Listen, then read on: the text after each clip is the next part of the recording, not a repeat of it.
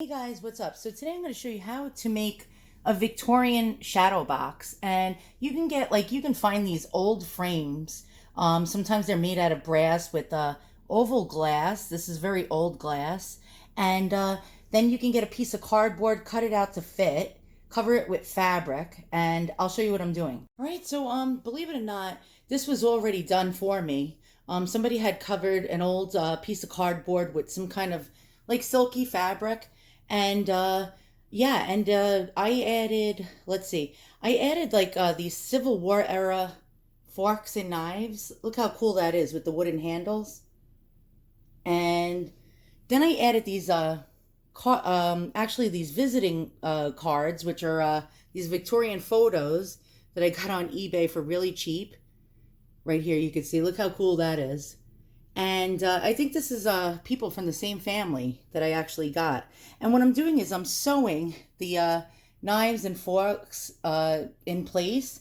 And then I have this antique Victorian hair jewelry that I'm placing in here as well. And I'm going to be sewing it in. I also have these little pins that actually are so thick and strong. They go right through the cardboard. And that's how I'm able to actually get the hair pieces tacked in there. I'll show you when I'm done. I got a 3-inch needle, very thick with a large eye, and I got some actually a skein or skein, I don't know what that's called, but it's a thicker thread than normal. And I'm sewing some of the stuff in place because I don't want to glue this stuff in because it's antique. So I'm going to sew some of the forks and knives in place. Hold on and I'll show you as I go along. Since it's glass, it's very hard to show because of the glare, but I didn't want to have to glue the photos in, but I did. I put one dab of glue on the backs of each, and right now it's covering some of the picture, but when you actually lean it up against the wall, everything falls back into place. I didn't want to sew the Victorian hair pieces in there because the reasoning behind that is because it's almost like a fabric itself. And by doing that, you're going to probably destroy it. So I put pins in there to hold it in as best as it could.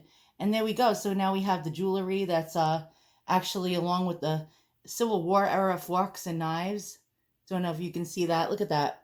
I think that's made out of pewter and the handles are wooden. And yeah, so you'd need like a thick thread. You'd need like an old frame. Now this did have a backing. I didn't show you when I originally showed you the frame. It had a backing that clips in, like you bend these little tines and it holds the back in place. But all you would need is to just get a piece of cardboard, cut it out to the shape of the frame, attach fabric to it, and attach little Victorian trinkets and things inside the little frame. And then you have an instant shadow box if you like that antique look in your house. And it's really, really special and very sweet to look at. Look at that. Isn't that really beautiful? And then we got the hair and all sorts of things. All right, guys, thanks for watching another one of my videos. I thought this was, something I'd like to share with you guys that you can do at home. And it doesn't have to be just photographs or pictures or forks or knives. If you collect, there's things you probably collect that are antique, like stamps or coins or little trinket boxes, little sewing necessities, like anything. I mean, everybody collects something. Well, not my husband. He thinks collecting antiques is a waste of money. But nonetheless, there you go. You can do some kind of little vignettes, hang it on your wall, and then protect your items, your antique items. Thank you so much for watching, and I'll see you guys all soon. So long.